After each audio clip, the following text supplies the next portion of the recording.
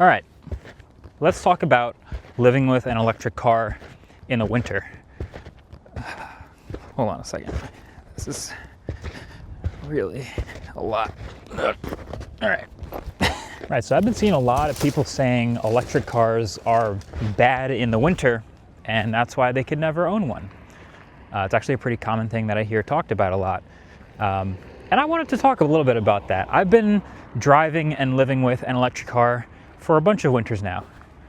This here is my tried and true tested Gen 1 Rivian R1T, and a couple, I think 3 or 4 winters now at this point. And it's cold here. For those who don't know, in New Jersey, winters get down to like the 20s, sometimes the 10s, the teens, even single digits. That's Fahrenheit, by the way. For Celsius people, it's cold. It's really cold. I think when I got in the car this morning, it said it was like 7 degrees or something like that. So it's really cold. It's cold enough that when you first get in the car and fire it up, you get that little message down in the corner that says, hey, it is so cold that you can expect your range to be limited and performance to be a little bit less just because of how freezing it is. Batteries don't like cold. But now that I've been living with this EV in the winter for, like I said, a couple of years now, my maybe hot take is I prefer driving the EV in the winter over the gas cars. And there's definitely pros and cons. There's upsides and downsides to it. So I figured I'd just walk you through that. What it's like owning and living with an EV when it's very cold and there's real winter, and whether or not you can do it too. So the number one thing that obviously everybody kind of already knows about electric cars in the winter that I said already is your range will be worse.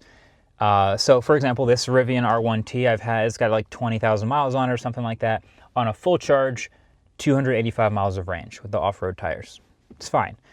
But in the winter, as I'm driving, I've noticed it's closer to 230 to 240 miles of range if I drive the exact same way. And when it gets really, really cold, it can plummet down to like 200 or even less than that. So yes, you are definitely affected by range. And this is probably the number 2 factor, aside from literally how you're driving, how fast you're driving, the aerodynamic resistance, all the normal factors. This is like, if it's cold, you're gonna have a big hit to your range. And then number 2, right alongside that, is charging can be slower. I just recently did a video on the Ioniq 5 XRT, this little off-road version of the Ioniq 5, testing it in the winter and driving it, really liking it. But one thing that came up was that it was slower charging, and it could have been partially because it is so cold out here, not entirely because of the cold, but it's true. The battery pack wants to be a certain temperature to charge at its best, most efficient rates, and if it's not, it has to spend extra energy getting up to that temperature, or if it's hot, down to that temperature. So, less range and slower charging, which means not ideal for road trips. But for me, and I think for a lot of owners, here's the other side of that coin, is if you are able to charge in a garage, obviously a lot of people do street parking and they don't have a garage, but if you live with an EV and you're able to charge in a garage, then you're powering up every night to 80 or 90 or 100% charge. And so you start every single day with a full battery, which is enough for your regular drive or your commute. And so whether you have 300 miles of range or 200 or 100, as long as it's more than you need that day for your commute, and then you drive home and then you charge up overnight and you get back to where you started, then it doesn't actually affect the day-to-day too much. If you have a long drive, that's when it becomes more of a planning issue, more of a challenge, especially when it's this cold. But I've actually found that I don't mind that particular downside very much because I have the charger in the garage. Of course, if you don't, that is a much bigger concern. Never having to go to a gas station again is really such a double-edged sword, because obviously when it's freezing outside, you don't want to go to a gas station and get out and pump the gas and have to stand out there for a minute or 2 or 3 or 4 or whatever it is. Actually, in New Jersey, you don't have to do that, but that's beside the point. But that also means that for road trips, it is the worst case scenario. I get why there's a lot of people that have like one gas car and one EV, because for the road trips, the gas car is still gonna make so much more sense. When it gets this cold and when it's wintry and when your range starts dropping that much and it takes longer to charge, it compiles over time. And if you have multiple charging stops and you're sitting and you're waiting even longer than usual to charge, it makes road trips even worse than they already were compared to gas cars. So it diminishes the road trip fun factor so much when it gets super cold like this.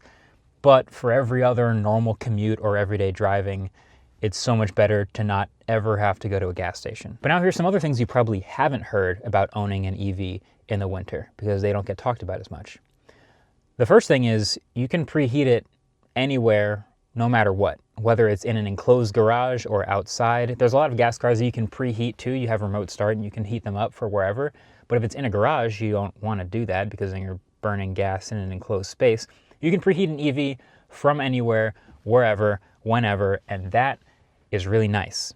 It gets the battery also preconditioned and it gets it ready to go and warmed up before you actually get in and drive. So you get into a warm car with everything heated up and ready to go.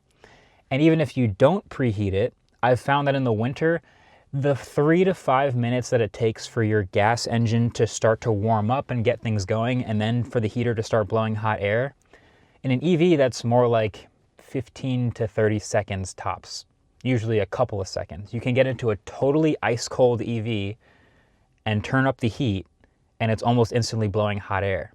It's a small thing, but in the winter, when you want your hands on the heated steering wheel and all that and the heated seats, like that's a pretty big thing. And then the next thing is actually driving. So if you're just driving on pavement on regular streets, you probably don't have to think about this too much. But if there's a lot of snow, if there's a lot of ice, sleet, random other weird road surface things that happen in the winter like they do here, EVs are actually great for this because they have incredible levels of traction control. They are heavier, so you're not trying to corner or do anything sporty, but because electronic traction control from an EV can adjust the motors hundreds, sometimes thousands of times per second, you have much more precise levels of TC and much more precise levels of control over how it drives.